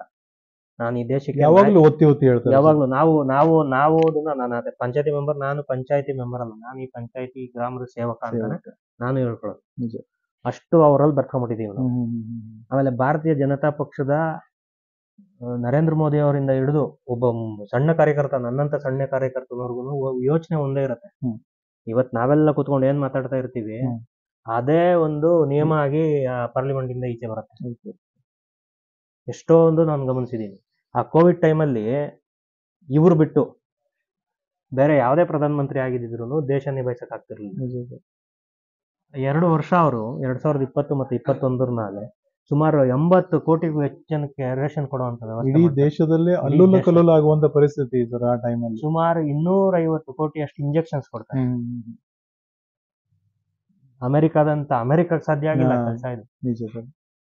ಅಂತ ಅಮೆರಿಕಕ್ಕೆ ಇಲ್ಲಿಂದ ಎಕ್ಸ್ಪೋರ್ಟ್ ಮಾಡುವಂತ ಎಕ್ಸ್ಪೋರ್ಟ್ ಯಾಕೆ ಮಾಡಿದ್ವಿ, ಇಲ್ಲಿಂದ ನಮ್ದು ಯಾರೋ ವಿರೋಧ ಪಕ್ಷದ ನಾಯಕರು ಹೊಟ್ಟೆ ಕಿಚ್ಚಿಗೆ ಅದ್ ತಗೊಂಡ್ರೆ ಮಕ್ಳಾಗಲ್ಲ, ಇದ್ ತಗೊಂಡ್ರೆ ಮಕ್ಳಾಗಲ್ಲ, ಫಸ್ಟ್ ಮೋದಿ ಅವ್ರಿಗೆ ತಗೊಳಕ್ ಹೇಳ್ರಿ ಅಂದ್ಬಿಟ್ಟು ಫಸ್ಟೇ ಇವರೇ ಕೊಟ್ರು ತಗೊಂಡ್ರು. ಆ ಮಾತು ಹೇಳ್ದವ್ರೆ ತಗೊಂಡೋಗಿ ಕೋವಿಡ್ ಇಂಜೆಕ್ಷನ್ ತಗೊಂಡ್ರು. ಕೋವಿಡ್ ಇಂಜೆಕ್ಷನ್ ಬಗ್ಗೆನೇ ಏನೇನೋ ಈಗ್ಲೂ ನಡೀತಾನೆ ಇದೆ. ಕೋವಿಡ್ ತಗೊಂಡವ್ರಿಗೆ ಹಾರ್ಟ್ ಅಟ್ಯಾಕ್ ಆಗೋಯ್ತಂತೆ, ಕೋವಿಡ್ ತಗೊಂಡವ್ರಿಗೆ ಅದಾಯ್ತಂತೆ. 100ರಲ್ಲಿ ಯಾವ್ದೋ 1000ಕ್ಕೂ 10,000ಕ್ಕೂ 1 ಕೇಸ್ ಆದ್ರೂ ಅದನ್ನ 1000 ಕೇಸ್ ಮೇಲೂ ಅಟ್ಯಾಚ್ ಮಾಡ್ತಾನೆ. ಬಟ್ 250 ಕೋಟಿ ಇಂಜೆಕ್ಷನ್ ಅಷ್ಟು ವ್ಯವಸ್ಥಿತವಾಗಿ ಪ್ರತಿಯೊಬ್ಬರಿಗೂ ತಲುಪುವಂಗ್ ಮಾಡಿ, ಈ 250 ಕೋಟಿ ಇಲ್ಲ ಅಂದ್ರೆ ಬೇರೆ ದೇಶಗಳಲ್ಲಿ ದಂಧೆ ಆಗ್ಬಿಡ್ತಾರೆ. ಇದೇ ಕಾಂಗ್ರೆಸ್ ಸರ್ಕಾರ ಆಗಿದ್ರೆ ಒಂದ್ ಇಂಜೆಕ್ಷನ್ ಇವ್ರು 1,000 ರೂಪಾಯಿ ಹೆಂಗ್ ಮಾರ್ಕೊಂಡ್ಬಿಡ್ತಾರೆ. 250 ಕೋಟಿಗೆ ಎಷ್ಟು ಬರುತ್ತೆ ದುಡ್ಡು ಅಂತ ಲೆಕ್ಕ ಹಾಕಿ ಎಲ್ಲ ಹಂಚ್ಕೊಂಡ್ಬಿಡ್ತಿದ್ರು. ಭಾರತೀಯ ಜನತಾ ಪಕ್ಷದ ನರೇಂದ್ರ ಮೋದಿ ಅವರು ಪ್ರಧಾನ ಮಂತ್ರಿ ಆಗಿದ್ದಕ್ಕೆ ಪ್ರತಿಯೊಬ್ಬನಿಗೂ ಫ್ರೀಯಾಗಿ ಇಂಜೆಕ್ಷನ್ ಸಿಕ್ಕುವಂಗಾಯ್ತು. ರೈತರಿಗೆ ಅಲಿಬೇಕಾಗಿತ್ತು. ರೈತರು ಯಾರಾದ್ರೂ ಒಂದು ಇದು ತಗೋಬೇಕಂದ್ರೆ, ಏನಾದ್ರು ಅನುದಾನನೋ ಏನಾದ್ರು ತಗೋಬೇಕು ಅಂದ್ರೆ, ಇವತ್ತು ಅವ್ರದ್ದು ಪಾಣಿ, ಅವ್ರದ್ದು ಅಕೌಂಟ್ ನಂಬರ್ ಕೊಟ್ಟಿದ್ದಾರೆ. ಒಂದೇ ದಿವಸ ಅವರು ಮೇ ತಿಂಗಳ ಯಾವ್ದೋ ಒಂದೇ ತಿಂಗಳು ಒಂದೇ ಬಟನ್ ಎಷ್ಟೋ ಕೋಟಿ ರೈತರ ಅಕೌಂಟ್ಗೆ ಡೈರೆಕ್ಟ್ ಆಗಿ ದುಡ್ಡು ಬಂತು. ಆಯುಷ್ಮಾನ್ ಕಾರ್ಡ್ ಇರ್ಬೋದು, ಆಮೇಲೆ ಇವಾಗ ಆಗ್ತಿರೋ ಸಂಪರ್ಕ ಯೋಜನೆಗಳು, ಅದಕ್ಕೆ ಮೂಲ ವಾಜಪೇಯಿ ಅವರು. ಡೈಮಂಡ್ ಏನಂತಾರ ಅದನ್ನ ರೋಡ್ಸ್ಗೆ ಏನಂತಾರೆ ಸರ್,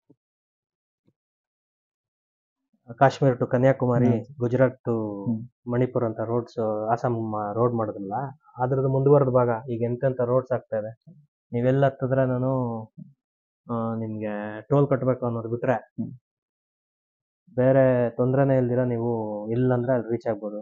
ಹೊಸ ರೋಡ್ಸ್ ಆಗೋದ್ರಿಂದ ಹೊಸ ಇಂಡಸ್ಟ್ರಿ ಸ್ಟಾರ್ಟ್ ಆಗುತ್ತೆ. ಹೊಸ ಇಂಡಸ್ಟ್ರಿ ಸ್ಟಾರ್ಟ್ ಆಗೋದಕ್ಕಿಂತ ಹೊಸ ಉದ್ಯೋಗಗಳು ತನ್ನಿಂತಾನೆ ಸ್ಟಾರ್ಟ್ ಆಗುತ್ತೆ. ಇದು ಅಭಿವೃದ್ಧಿ ಪರ್ವ. ಅಭಿವೃದ್ಧಿ ಪರ್ವ ಆದ್ಮೇಲೆ ನಿಮ್ಗೆ ಉದ್ಯೋಗ ಪರ್ವ ಸ್ಟಾರ್ಟ್ ಆಗುತ್ತೆ. ಫಸ್ಟ್ ನಿಮಗೆ ರೋಡ್ಸೇ ಇರಲಿಲ್ಲ. ಈಗ ಊರಿಂದ ಊರು ಕನೆಕ್ಷನ್ ಇರಲಿಲ್ಲ. ಪ್ರಧಾನ ಮಂತ್ರಿ ಗ್ರಾಮ ಸಡಕ್ ಯೋಜನಾ ಅಂತ ವಾಜಪೇಯಿ ಹೇಳೋವರೆಗೂ ಈಗ ವಾಜರಳ್ಳಿ, ಇದು ನಮ್ಮೂರು ವಾಜರಳ್ಳಿಯಿಂದ ಪಕ್ಕದೂರ್ಗೆ ಹೋಗ್ಬೇಕು ಅಂದ್ರೆ ರೋಡ್ ಇರ್ಲಿಲ್ಲ. ಗ್ರಾಮ ಸಡಕ್ ಯೋಜನೆಯಲ್ಲಿ ರೋಡ್ ಮಾಡ್ಕೊಟ್ರು. ಒಬ್ರಿಗೊಬ್ರು ಕನೆಕ್ಷನ್ ಇರ್ಲಿಲ್ಲ ಅವತ್ತಿಗೆ. ಒಂದಕ್ಕೊಂದು ಕನೆಕ್ಷನ್ ಆಯ್ತು. ಅವ್ರದ್ದು ಅಭಿಪ್ರಾಯ ಇಲ್ಲಿ, ಇವ್ರ ಅಭಿಪ್ರಾಯ ಅಲ್ಲಿ, ಒಬ್ರಿಗೊಬ್ರು ಕನೆಕ್ಷನ್ ಆಗಿ ಕೆಲಸ ಸ್ಟಾರ್ಟ್ ಆಗಕ್ಕೆ ಒಂದು ವರ್ಷ. ಈಗ ಡಿಸ್ಟ್ರಿಕ್ಟ್ ಇದ್ದಿದ್ ರೋಡು ತಾಲೂಕಿಂದ ತಾಲೂಕಿಗೆ ಬಂತು. ಈಗ ಹೋಬಳಿಯಿಂದ ಹೋಬಳಿ ಕನೆಕ್ಷನ್ ಆಗ್ತಾ ಇದೆ. ಪ್ರತಿ ಇದು ಕನೆಕ್ಟಿವಿಟಿ ಆಗಿರೋದ್ರಿಂದ 100% ಇಂಡಸ್ಟ್ರೀಸ್ ಬರ್ತದೆ. ಇಂಡಸ್ಟ್ರೀಸ್ ಬಂದಂಗೆಲ್ಲಾನು ನಿಮ್ಗೆ ಕೆಲಸ ಉದ್ಯೋಗಗಳು ಜಾಸ್ತಿ ಆಗ್ತಾ ಹೋಗ್ತದೆ ಸರ್. ತಮ್ಮ ಎಲ್ಲ ಕೆಲಸ ಕಾರ್ಯಗಳಿಗೆ ಈ ಭಾಗದ ಶಾಸಕರಾದಂತ ಶ್ರೀಯುತ ಕೃಷ್ಣಪ್ಪ ಸರ್ ಕಡೆಯಿಂದ ಯಾವ ರೀತಿ ಒಂದು ಸಹಾಯ ಸಹಕಾರ ಸಿಗ್ತಾ ಇದೆ? ಅವ್ರ ಬಗ್ಗೆ ಹೇಳ್ಬೇಕಂದ್ರೆ ಅವರು ಇಲ್ಲಿನ ಮೋದಿ. ಭಾರತ ದೇಶಕ್ಕೆ ಪ್ರಧಾನ ಮಂತ್ರಿ ನರೇಂದ್ರ ಮೋದಿ ಅವರಾದ್ರೆ ಬೆಂಗಳೂರು ದಕ್ಷಿಣದ ನರೇಂದ್ರ ಮೋದಿ ಅವರು ನಮ್ಮ ಕೃಷ್ಣಪ್ಪ ಅವರು. ಅವರು ಯಾಕಂದ್ರೆ ಸರ್ ಕೇಳ್ಪಟ್ಟಿವಿ, ಒಂದು ಪ್ರೈವೇಟ್ ಲೇಔಟ್ಗೂ ಕೂಡ ರಸ್ತೆಗಳನ್ನೆಲ್ಲ ಮಾಡಿಸ್ಕೊಟ್ಟಿದ್ದಾರೆ ಸರ್. ಪ್ರೈವೇಟ್ ಲೇಔಟ್ ಅಂತ ನಿಮ್ಗೆ ಅದನ್ನೇ ಹೇಳಕ್ ಬಂದಿದ್ದು. ಈಗ ನಾನು ಪ್ರೈವೇಟ್ ಲೇಔಟ್ ಅಲ್ಲಿ ನಾನು ಇಷ್ಟೆಲ್ಲ ಕೆಲಸ ಮಾಡ್ತಾ ಇದ್ದೀನಿ, ಇಷ್ಟೆಲ್ಲ ನಾನು ಮಾತಾಡ್ತಾ ಇದ್ದೀನಿ ಅಂದ್ರೆ ಅವ್ರ ಮಾರ್ಗದರ್ಶನ. MLA ಕೃಷ್ಣಪ್ಪ ಅವರು ನನ್ನ ರಾಜಕೀಯ ಗುರುಗಳು. ಅವ್ರ ಮಾರ್ಗದರ್ಶನದಲ್ಲಿ ಕೆಲಸ ಮಾಡ್ಬೇಕು. ಅವ್ರದ್ದೇನು ಉದ್ದೇಶ, ಯಾರೇ ಒಬ್ರು ಅವ್ರ ಮನೆ ಹತ್ರ ಹೋಗ್ಲಿ, ಅವ್ರು ಯಾವುದೇ ಪಕ್ಷ ನೋಡಲ್ಲ, ಅವ್ರ 15 ದಿವಸ ಮಾತ್ರನೇ ಎಲೆಕ್ಷನ್ ಮಾಡೋದು. ಅವ್ರ 15 ದಿವಸ ಮಾತ್ರ ಬಿಜೆಪಿ, 15 ದಿವಸ ಆದ್ಮೇಲೆ ಅವ್ರೆಲ್ಲರಿಗೂ MLA. ಅವ್ರನ್ನ ನಾನು ಹೆಚ್ಚು ಕಡಿಮೆ 2008ರಲ್ಲಿ ಅವ್ರ ಮೊದಲನೇ ಬಾರಿ MLA ಆದಾಗಿಂದ ಅವ್ರ ಜೊತೆಗಿದ್ದೀನಿ ನಾನು. ಇದುವರೆಗೂ ಅವ್ನ ಆ ಪಕ್ಷದವನ ಅವ್ರ ಮನೆ ಹತ್ರ ರೋಡ್ ಹಾಕ್ಬೇಡ, ಅವ್ರಿಗೆ ನೀರ್ ಕೊಡೋದ್ ಬೇಡ ಅಂತ ಹೇಳಿದ್ರು. ನಾನು ಎಲ್ಲಾರ್ಗು MLA. ಆಮೇಲೆ ಅವನ ಪಕ್ಷದವನು ಅಂದ್ ಮಾತ್ರಕ್ಕೆ ಆ ಪಕ್ಷದಲ್ಲೇ ಅವ್ನು ಉಳ್ಕೋಬೇಕನ್ನೋದೇನಿಲ್ಲ. ಈಗ ನಾನು ಅವ್ನ ಮನೆ ಹತ್ರ ರೋಡ್ ಹಾಕ್ತೀನಿ, ಅವ್ನ್ ನಾಳೆ ನಮ್ಮ ಪಕ್ಷಕ್ಕೆ ಕರ್ಕೊಳ್ಳೋಣ, ಒಳ್ಳೇದ್ರ ಕಡೆಗೆ ಜನನ ಸೆಳ್ಕೋಬೇಕು.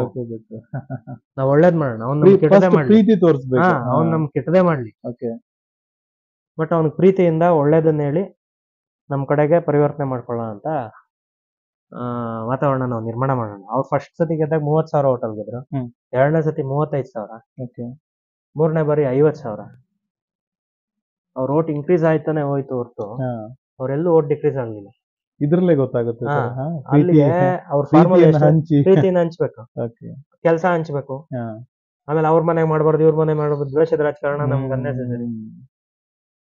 ನಮ್ ಸಿದ್ಧಾಂತ ನಮ್ಗೆ ಇದ್ದೇ ಇರತ್ತೆ.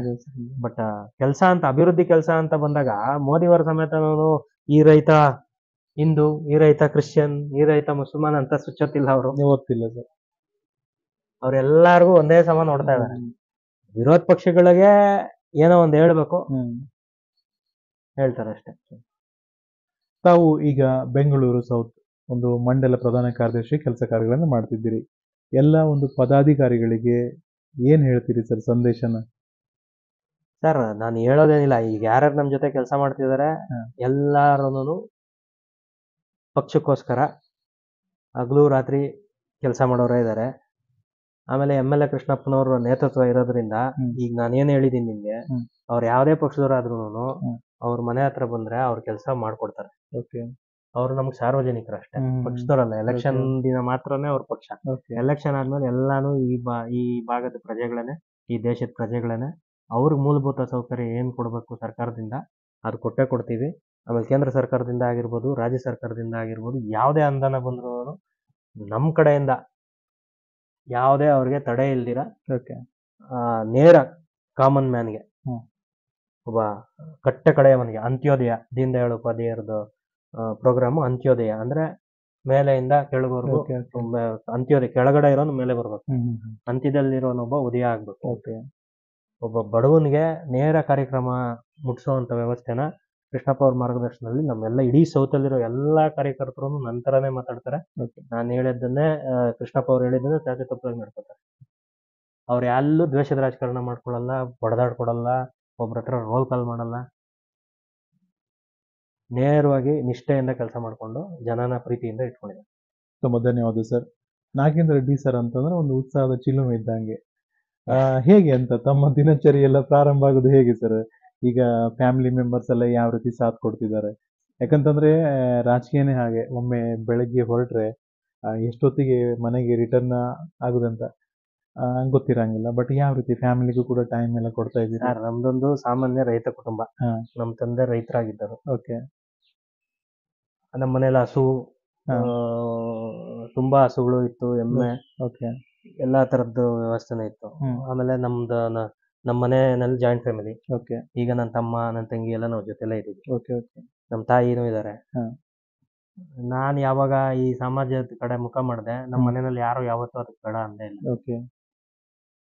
ನಮ್ಮ ತಾಯಿ ಕಡೆಯಿಂದನೂ ನನಗೆ ಪ್ರೋತ್ಸಾಹ ಸಿಕ್ತು. ಓಕೆ. ಅದಾದ್ಮೇಲೆ ನಂದು ಮದ್ವೆ ಆಯ್ತು. ಮದ್ವೆ ಆದ್ಮೇಲೆ ನನ್ನ ಹೆಂಡತಿ ಕಡೆಯಿಂದನೂ ಅದೇ ತರ ಪ್ರೋತ್ಸಾಹ ಸಿಕ್ತು. ಓಕೆ.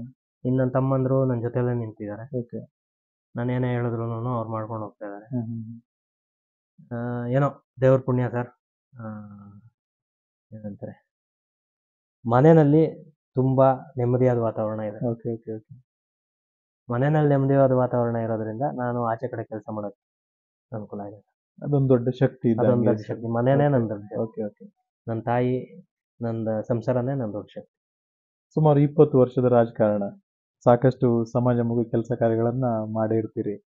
ಊರಲ್ಲಿ ಏನಾದರೂ ಒಂದು ಜಾತ್ರೆ ನಡೀತದೆ, ಮಕ್ಕಳೇನಾದರೂ ಒಂದು ಜನಪದ ಕ್ರೀಡೆಗಳನ್ನ ಆಯೋಜನೆ ಮಾಡ್ತಾರೆ, ಕ್ರಿಕೆಟು ಬೇರೆ ಮತ್ತೊಂದು ಅಂತ ಹೇಳಿ, ತಮ್ಮನ್ನ ತಾವು ಯಾವ ರೀತಿ ತೊಡಗಿಸ್ಕೊಳ್ತೀರಿ? ಅವ್ರಿಗೆ ಏನಾದರೂ ಒಂದು ಬಹುಮಾನನ ಸ್ಪಾನ್ಸರ್ ಮಾಡಿದಾಗ ಯಾವ ತರ ಸಹಾಯ ಸಹಕಾರ ನಡ್ಕೊಂಡು ಬರ್ತಾ ಇದೆ? ಇವತ್ತಿಗೆ ನಾನು ಜನರಲ್ ಆಗಿ ಮಾತಾಡ್ತೀನಿ, ನಾನೇ ಅಂತ ಬರೋದೇನಿಲ್ಲ ಇದರಲ್ಲಿ. ಯಾವುದೇ ಒಬ್ಬ ರಾಜಕೀಯದಲ್ಲಿ ನಾನು ಗುರುತಿಸ್ಕೋಬೇಕು ಅಂತ ಬರೋದು ಕ್ರೀಡೆಯಿಂದಾನೆ. ಕ್ರೀಡೆನೇ ವಿಶೇಷವಾಗಿ ಒಂದು ವಿಶೇಷವಾಗಿ ಒಂದು ಕ್ರೀಡೆ, ಇನ್ನೊಂದು ಗಣಪತಿ. ಓಕೆ. ಇವೆರಡರಿಂದಾನೆ ಒಬ್ಬ ಹುಡುಗ ಒಬ್ಬ ನೇತರ ಆಗ್ತಾನೆ. Okay, okay, okay, okay. ಒಂದು ಕ್ರೀಡೆಯಿಂದ ಅವಂದೇ ಆದ ಒಂದು ತಂಡ ಆಗತ್ತೆ. ಕ್ರೀಡೆನಲ್ಲಿದ್ದಾಗ ಅವಂದೇ ಆದ ತಂಡ ಆದಾಗ ಆ ತಂಡದಲ್ಲಿ ದಿನ ಗೆಲುವು ಸೋಲು ಜೊತೆಲ್ಲ ಇದ್ದು ಬಿದ್ದು ಒಂದು ಪ್ರೀತಿ ವಿಶ್ವಾಸ ಬೆರೆಸ್ಕೊಂಡು ಅವರಲ್ಲೇ ಒಬ್ಬ ನಾಯಕ ಮಾಡಿ ಆ ಊರನ್ನ ಪ್ರತಿನಿಧಿಸ್ತಾ ಇರ್ತಾರೆ. ಆ ಕ್ರೀಡೆನಲ್ಲಿ ಆಡೋರು ಆ ಊರ್ನಲ್ಲೂ ಒಂದು ಸೆಳ್ತಾ ಇರತ್ತೆ, ಇವನ್ ಯಾರೋ ನಮ್ಮೂರು ಟೀಮು, ನಮ್ಮೂರು ಅನ್ನೋದು ಬಂದಿರತ್ತೆ. ಸೊ ಕ್ರೀಡೆನಲ್ಲಿ ಯಾರು ಹೆಚ್ಚಿಗೆ ಪರ್ಫಾರ್ಮೆನ್ಸ್ ತೋರಿಸಿರ್ತಾರೆ ಆ ಊರಲ್ಲಿ ಆಟೋಮೆಟಿಕ್ ಆಗಿ ಅವನ ಬಗ್ಗೆ ಒಂದು ಪ್ರೀತಿ ಇರುತ್ತೆ. ಒಂದು ಇವತ್ತು ನಮ್ಮಲ್ಲಿ ಕ್ರಿಕೆಟ್ ಇರ್ಬೋದು, ವಾಲಿಬಾಲ್ ಇರ್ಬೋದು, ಕಬಡ್ಡಿ, ಈ ತರದ್ರಲ್ಲಿ ಏನಿರುತ್ತೆ ಆ ಊರಲ್ಲೇ ಆ ಕ್ರೀಡೆ ಬಗ್ಗೆ ಒಂದು ಪ್ರೀತಿ ಇರುತ್ತೆ. ಆ ಕ್ರೀಡೆಗೆ ಆ ಊರಿಗೆ ಹೆಸರು ತಂದು ಕೊಡ್ತಾ ಇದ್ದಾನೆ ಅನ್ನೋ ಕಾರಣಕ್ಕೆ ಇವತ್ತಿಗೆ ಏನಿದೆಯೋ ಗೊತ್ತಿಲ್ಲ, ಅವತ್ತಿಗೆ ನಾನು ಹೇಳ್ತಿರೋದು 20 ವರ್ಷದಿಂದ ಒಳ್ಳೆ ಚೆನ್ನಾಗಿ ಬ್ಯಾಟಿಂಗ್ ಮಾಡ್ತಾನಪ್ಪ ಅನ್ನೋ ಊರಲ್ಲೆಲ್ಲ ಫೇಮಸ್ ಆಗಿರ್ತಾರೆ. ಅವನ್ಗೊಂದ್ ಸ್ವಲ್ಪ ರಾಜಕೀಯದ್ದು ವಾಸನೆ ಇದ್ದು ಅವನೇನಾದ್ರು ರಾಜಕೀಯಕ್ಕೆ ಬರ್ತಾನೆ ಅಂದ್ರೆ ಅವ್ನಿಗೆ ಅವಕಾಶ ಆಟೋಮೆಟಿಕ್ ಇರತ್ತೆ. ಯಾಕಂದ್ರೆ ಅವನದೇ ಒಂದು 12-13 ಜನ ಟೀಮ್ ಇರ್ತಾ ಇತ್ತು. ಅವನ ಮನೆಯವರು ಎಲ್ಲ ಸೇರ್ಕೊಂಡು ಒಂದು ತಂಡ ಆಗಿ ಅವನು ಒಬ್ಬ ನಾಯಕ ಆಗ್ಬಿಟ್ಟ. ಅದ್ ಬಿಟ್ರೆ ಎರಡನೇದು ಗಣಪತಿ ಪಂಡಲ್. ಪ್ರತಿ ಮನೆಗೂ ಹೋಗೋದು, ಕಲೆಕ್ಷನ್ ಮಾಡೋದು, ಗಣೇಶನ್ ತಂದಿಡೋದು, ಮತ್ತೆ ಹೋಗಿ ಪೂಜೆ ಕರೆಯೋದು, ಅಲ್ಲೊಂದು ಸಾಂಸ್ಕೃತಿಕ ಈ ಹುಡುಗ ಏನೋ ಮಾಡ್ತಾ ಇದ್ದಾನೆ ಅಂತ ಸಮಾಜ ನೋಡ್ತಾ ಇದ್ದಾನೆ. ಮತ್ತೆ ಅಲ್ಲಿ ಪೂಜೆ ಎಲ್ಲಾ ಚೆನ್ನಾಗಿ ಮಾಡ್ತಾ ಇದ್ದಾನೆ ಅಂದ್ರೆ ಓ ಇವನೊಬ್ಬ ಒಳ್ಳೆ ಆರ್ಗನೈಸರ್, ಅವನೆಲ್ಲ ಆಟೋಮೆಟಿಕ್ ಆಗಿ ಒಂದು ನಾಯಕತ್ವದ ಗುಣ ಬಂದಿರುತ್ತೆ. ಈ ದೇಶದಲ್ಲಿ ನನ್ಗನ್ಸಿರೋ ಮಟ್ಟಿಗೆ 90% ಅಂದ್ರೆ ಅವ್ರ ಅಪ್ಪ ಏನೋ ಆಗಿದ್ರು, ಇವ್ರು ಆಗಿದ್ದಾರೆ ಅನ್ನೋದು ಒಂದ್ ಪಕ್ಷ ಆದ್ರೆ, ಗಣಪತಿ ಪಂಡಾಲಿಂದ ಈ ಕ್ರೀಡೆಗಳಿಂದಾನೇ ಬಂದಿರೋರು ತುಂಬಾ ಜಾಸ್ತಿ ಜನ ಇದ್ದಾರೆ. ಲೀಡರ್ಸ್ ಮುನ್ನೋಡಿ. ನೀವು ಕಾಲೇಜ್ ಟೀಮ್ ಅಲ್ಲೂ ಅಷ್ಟೇ, ಕಾಲೇಜ್ ಟೀಮ್ ಅಲ್ಲಿ ನೀವು ಚೆನ್ನಾಗಿ ಆಡ್ತಾ ಇರೋವಾಗ ಅದ್ರ ಜೊತೆಗೆ ನಿಮ್ಗೆ ಎಜುಕೇಶನ್ ಅಲ್ಲಿ ಇದ್ದಾಗ ಎರಡೂ ಸೇರಿದ್ರೆ ನೀವು ಕಾಲೇಜಲ್ಲಿ ನೀವು ಲೀಡರ್ ಆಗಿ ಗುರುತಿಸ್ಕೊಂಡ್ಬಿಡ್ತೀರಾ. ಎಲ್ಲಾ ಲೆಕ್ಚರರ್ಸ್ಗೆ ಪ್ರಿನ್ಸಿಪಲ್ ಪರಿಚಯ ಆಗ್ತೀರಾ. ಅವ್ರು ನಿಮ್ಮನ್ನ ಬೇರೆ ತರನೇ ಬಿಂಬಿಸ್ಬಿಟ್ಟಿರ್ತಾರೆ ಕಾಲೇಜಲ್ಲಿ ಲೀಡರ್. ಆ ಲೀಡರ್ಶಿಪ್ ನಂಗೆ ಕ್ಯಾರಿ ಓವರ್ ಮಾಡ್ಕೊಂಡು ಹೋದ್ರೆ ಅದೇ ರಾಜಕೀಯ. ಹೇಗೆ ಸರ್ ಎಲ್ಲ ಸಹಾಯ ಸಹಕಾರ ಎಲ್ಲ? ಈಗ ಒಂದು ಬಹುಮಾನ ಇಲ್ಲ ಸ್ಪಾನ್ಸರ್ ಮಾಡ್ಬೇಕು ನೀವು, ಅಲ್ಲಿಗೆ ಬಂದೆ. ನೀವು ಕೇಳಿದ ಕ್ವಶನ್ ಬರ್ತೀನಿ ವಾಪಸ್ ನಾನು. ಅದೇನಾಗತ್ತೆ, ಕಾಮನ್ ಆಗಿರುತ್ತೆ. ಈಗ ನಾವು ಕ್ರೀಡೆನಲ್ಲಿ ಬಂದಿರ್ತೀವಿ, ನಾವು ಅವತ್ತಿಗೆ ಯಾರು ನಮ್ಮ ನೇತರ ಇರ್ತಾರೋ ಅವ್ರ ಹತ್ರ ಹೋಗಿ ನಾವು ಏನ್ ತಗೊಂಡಿರ್ತೀವಿ ಅದೇ ಕೆಲಸ ನಮ್ದು ಅದ್ ಮುಂದುವರ್ಸ್ಕೊಂಡ್ ಬರ್ತಾ ಇರ್ತೀವಿ. ಎಲ್ಲೇ ನಮ್ದು ಸ್ಪೋರ್ಟ್ಸ್ ಆಡ್ತಾನೆ ಇರ್ತಾರೆ ನಮ್ಮ ಹುಡುಗರೆಲ್ಲ. ಕ್ರಿಕೆಟ್ ಅವಾಗ ಟೂರ್ನಮೆಂಟ್ ಮಾಡ್ತಾನೆ ಇರ್ತಾರೆ. ಅಲ್ಲಿ ಕಪ್ ಸ್ಪಾನ್ಸರ್ ಮಾಡಬೇಕೋ ಇಲ್ಲ ಊಟದ ವ್ಯವಸ್ಥೆಗೋ ಏನಕ್ಕೋ ಒಂದು ಹೇಳ್ತಾರೆ. ಒಂದು ಕಪ್ ಸ್ಪಾನ್ಸರ್ ಮಾಡ್ಬೇಕಣ್ಣ ನೀವು ಅಂತ ಕೆಲವ್ರು ಹೇಳ್ತಾರೆ, ಕೆಲವ್ರು ಬರೀ ಬ್ಯಾನರ್ಸ್ ಮಾಡಿಸ್ಕೊಡಿ ಅಂತಾರೆ. ಅದೆಲ್ಲ ಮಾಡ್ತೀವಿ, ಅದೆಲ್ಲ ಮಾಡ್ಕೊಂಡು ಬರ್ಲೇಬೇಕಾಗತ್ತೆ. ಅದು ಬೇರೆ ಇದಿರೋದಿಲ್ಲ. ಆ ಹುಡುಗರಿಗೆ ಎನ್ಕರೇಜ್ಮೆಂಟ್ ನಾವು ಕೊಡ್ಲೇಬೇಕು ಅಟ್ಲೀಸ್ಟ್. ಇವತ್ ಕ್ರೀಡೆ ಯಾರು ಆಡಲ್ಲ, ಆಡ್ತಾ ಇದ್ದಾನೆ ಅಂದ್ರೆ ಅವ್ನು ಪ್ರೋತ್ಸಾಹ ಮಾಡ್ಲೇಬೇಕು. ಎಲ್ಲ ವಾಟ್ಸಪ್ ಫೇಸ್ಬುಕ್ ಬರೇ ನೋಡ್ಕೊಂಡು ಟೈಮ್ ವೇಸ್ಟ್ ಮಾಡ್ತಾ ಇದಾರೆ ಹೊರತು ಫಿಸಿಕಲ್ ಆಗಿ ಆಡೋರ್ನ ನಾವು ಎನ್ಕರೇಜ್ ಮಾಡ್ಲೇಬೇಕು. ಫಿಸಿಕಲ್ ಗೇಮ್ಸ್ ಯಾವ್ದಿಲ್ಲ, ಕ್ರಿಕೆಟ್ ಬಿಟ್ರೆ ಯಾವ್ದು ವಾಲಿಬಾಲ್ ಆಡ್ತಿದಾರೆ ಬಿಟ್ರೆ ಬೇರೆ ಇನ್ ಯಾವ ಕ್ರೀಡೆಗೂ ಅಷ್ಟು ಗಮನ ಕೊಡ್ತಾ ಇಲ್ಲ. ಬಟ್ ಅದನ್ನ ಅಂತಗಳನ್ನ ಪ್ರೋತ್ಸಾಹ ಮಾಡ್ಬೇಕು ಅಂತ ಬಂದಾಗ ಕ್ರೀಡೆಗೆ ಪ್ರೋತ್ಸಾಹ ಮಾಡ್ಬೇಕು. ಈ ಸಣ್ಣ ಪುಟ್ಟ ಇನ್ ಯೂತ್ ಆ ಏಜ್ ಅಲ್ಲಿ ಗಲಾಟೆ ಅದೆಲ್ಲ ಆಗತ್ತೆ. ನಮ್ಮಂತವ್ರು ಯಾರಾದ್ರೂ ಇದ್ದಾಗ ಸ್ವಲ್ಪ ಅದು ಅವಾಯ್ಡ್ ಆಗತ್ತೆ. ಮುಂದೆ ನಿಂತ್ಕೊಂಡು ಕ್ಲಿಯರ್ ಮಾಡ್ತಾರೆ. ತುಂಬಾ ಧನ್ಯವಾದ ಸರ್. ಮಂಟಪ ಗ್ರಾಮ ಪಂಚಾಯತಿಯ ತಮ್ಮ ಒಂದು ಕ್ಷೇತ್ರದ ಒಂದು ಮತದಾರ ಬಾಂಧವರು ತಮ್ಮನ್ನ ಮನೆ ಮಗನ ತರ ನೋಡ್ತಿದ್ದಾರೆ. 2 ಅವಧಿಗೆ ತಾವೀಗ ಕಂಟಿನ್ಯೂ ಆಗಿ ಆರ್ಸ್ ಬರ್ತಾ ಇದ್ದೀರಿ. ಅಂತ ಒಂದು ಮತದಾರ ಬಾಂಧವರಿಗೆ ಕೊನೆಯದಾಗಿ ಏನೊಂದು ಸಂದೇಶವನ್ನು ಹೇಳಲಿಕ್ಕೆ ಬಯಸ್ತೀರಿ? ಯಾಕಂದ್ರೆ ನೀವು ಮಾಡಿದಂತ ಸಾಕಷ್ಟು ಒಂದು ಯೋಜನೆಗಳು ಕೂಡ ಅವರು ಅಷ್ಟೇ ಒಂದು ಅದರದ ಒಂದು ಫಲಪ್ರದಾಯಕವಾಗಿ ಒಂದು ಯೂಸ್ ಮಾಡ್ಕೋಬೇಕು. ಜೊತೆಗೆ ನಿಮ್ಮನ್ನ ಈಗ ಹರಸಿ ಹಾರೈಸಿದ್ದಾರೆ, ಅವ್ರಿಗೆ ಏನ್ ಹೇಳ ಬಯಸ್ತೀರಿ? ಸರ್, ಮಂಟಪ ಗ್ರಾಮ ಪಂಚಾಯತಿ ನಾನು ಸದಸ್ಯನಾದ್ಮೇಲೆ ನಿಮ್ಗೆ ಹೇಳ್ದಂಗೆ ನೀರಂದೇ ನಾನು ತುಂಬಾ ಮಾತಾಡಿದೆ. ಅದಾಗಿ ನಮ್ಮ MLA ಕೃಷ್ಣಪ್ಪ ಅವರ ಸಹಕಾರದಿಂದ ನಾನು ವಾಜರಳ್ಳಿನಲ್ಲಿ ಅಂಗನವಾಡಿ ಆಗಿರ್ಬೋದು, ಹಳೆ ಸಂಪಳ್ಳಿನಲ್ಲಿ ಅಂಗನವಾಡಿ ಆಗಿರ್ಬೋದು, ಅಂಗನವಾಡಿಗೆ ವ್ಯವಸ್ಥೆ ಇರಲಿಲ್ಲ. 2 ಅಂಗನವಾಡಿ ರೂಮ್ ಮಾಡ್ಕೊಟ್ಟಿದ್ದಾಯ್ತು. ಸಮುದಾಯ ಭವನ ಇರಲಿಲ್ಲ. ಇದ್ರಲ್ಲಿ ಹಳೆ ಸಂಪಳ್ಳಿನಲ್ಲಿ ಒಂದು ಸಮುದಾಯ ಭವನ ಮಾಡಿದ್ವಿ. ಆಮೇಲೆ ಸ್ಮಶಾನಕ್ಕೆ ಕಾಂಪೌಂಡ್ ಇರಲಿಲ್ಲ, ಸ್ಮಶಾನಕ್ಕೆ ಕಾಂಪೌಂಡ್ ಮಾಡ್ಕೊಟ್ಟಿದ್ದೀವಿ. ರಸ್ತೆಗಳೇ ಇರಲಿಲ್ಲ, ಕಲ್ಲಿಂದಿತ್ತು ರಸ್ತೆ. ಎಲ್ಲಾ ಕಡೆ ನೀವು ನಮ್ಮ ಕ್ಷೇತ್ರದಲ್ಲಿ ಎಲ್ಲಾದ್ರೂ ಹೋಗಿ, ನನ್ನ ವಾರ್ಡ್ ಅಲ್ಲಿ ನಿಮ್ಗೆಲ್ಲಾ ಕಡೆ ಕಾಂಕ್ರೀಟ್ ರಸ್ತೆ ಸಿಗುತ್ತೆ. ಲೇಔಟ್ಗಳಲ್ಲಿ ಸಮೇತವಾಗಿ ಲೇಔಟ್ ಸಮೇತವಾಗಿ ಇದೆ. ಆಮೇಲೆ ಒಂದು ಪಾರ್ಕ್ ಇರ್ಲಿಲ್ಲ. ಆ ಲೇಔಟ್ನವರೆಲ್ಲ ನಮ್ಮನ್ನು ರಿಕ್ವೆಸ್ಟ್ ಮಾಡಿದಕ್ಕೆ ಅದನ್ನು ಒಂದು ಪಾರ್ಕ್ ಮಾಡ್ಕೊಟ್ಟಿದ್ದೀವಿ. ತುಂಬಾ ಕೆಲಸ MLA ಸಹಕಾರದಿಂದ ನಡೆಯಿತು. ಆಮೇಲೆ ನಾವು ಪಂಚಾಯತಿ ಮೆಂಬರ್, ನಮ್ಗೆ ಸಣ್ಣ ಬಜೆಟ್ ಬರೋದು, ವರ್ಷಕ್ಕೆ ನಮ್ಗೆ 3 ರಿಂದ 5 ಲಕ್ಷ ಬಂದ್ರೆ ಹೆಚ್ಚು. ಆ ಬಜೆಟ್ ನಲ್ಲಿ ನಮ್ಗೆ ಪೈಪ್ ಲೈನ್ ಮಾಡೋದಕ್ಕೇನೆ ಸರಿ ಹೋಗುತ್ತೆ, ನೀರಿನ ವ್ಯವಸ್ಥೆ ಮಾಡೋದಕ್ಕೆ. ಅಷ್ಟ್ರ ಮಧ್ಯ ನಮ್ಮ MLA ಅವರ ಸಹಕಾರದಿಂದ ಸಾಕಷ್ಟು ಅಭಿವೃದ್ಧಿ ಕೆಲಸಗಳು ಮಾಡಿದೀವಿ. ಆಮೇಲೆ ಜನಗಳ ಹತ್ರ ನಾನು ಕೇಳೋದು ಏನಿಲ್ಲ, ಪ್ರತಿಯೊಬ್ರು ನಾನು ನನ್ನ ಮನೆ ಮಗನ ತರ ನೋಡ್ಕೊಂಡಿದ್ದಾರೆ. ನಾನು ಮತ್ತೆ ಎಲೆಕ್ಷನ್ ನಿಂತ್ಕೊಂಡು ನನ್ನೇ ಬಯಸ್ತಾರ. ಆ ಮಟ್ಟದ ವಾತಾವರಣನೇ ಇದೆ. ಅವ್ರ ಹತ್ರ ಏನ್ ಕೇಳ್ಕೊಳ್ಳೋದು, ನಾನು ದೇವರಲ್ಲಿ ಅವ್ರೆಲ್ಲಾರ ಪರವಾಗಿ ನಾನು ಅವ್ರ ಮಕ್ಕಳಿಗೆ ಅವ್ರಿಗೆ ಆರೋಗ್ಯ ಆಯುಷ್ಯ ಐಶ್ವರ್ಯ ಕೊಟ್ಟು ನನ್ನ ಕ್ಷೇತ್ರದ ಎಲ್ಲಾ ಮತದಾರರನ್ನು ದೇವ್ರು ಕಾಪಾಡ್ಲಿ ಅಂತ ನಾನು ಕೇಳ್ಕೊತೀನಿ ಅವ್ರ ಪರವಾಗಿ. ತುಂಬಾ ಸಂತೋಷ ಸರ್. ಇಷ್ಟೊತ್ತು ನಮ್ಮ ಹಾಗೂ ನಮ್ಮ ವೀಕ್ಷಕರ ಮುಂದೆ ತಮ್ಮ ರಾಜಕೀಯ ಅನುಭವ, ಸಾಮಾಜಿಕ ಸೇವೆ ಹಾಗೂ ಅಭಿವೃದ್ಧಿ ಕೆಲಸ ಕಾರ್ಯಗಳನ್ನು ಹಂಚಿಕೊಂಡಿದ್ದಕ್ಕೆ ತಮಗೆ ತುಂಬ ಹೃದಯದ ಧನ್ಯವಾದಗಳು ಸರ್. Thank you sir. ಇಷ್ಟೊತ್ತು ತಾನು ನೋಡಿದಿಲ್ಲ ವೀಕ್ಷಕರೇ, ಮಂಟಪ ಗ್ರಾಮ ಪಂಚಾಯಿತಿಯ ಸದಸ್ಯರಾದಂತಹ ಶ್ರೀಯುತ ನಾಗೇಂದ್ರ ಡಿ ಸರ್ ಇವರ ಮಾತುಗಳನ್ನ, ಇವರ ಇನ್ನಷ್ಟು ಹೆಚ್ಚಿನ ಮಾಹಿತಿಗಾಗಿ ಲಾಗಿನ್ ಆಗಿ www.politiciansinIndia.com. ಜೈ ಹಿಂದ್, ಜೈ ಕರ್ನಾಟಕ.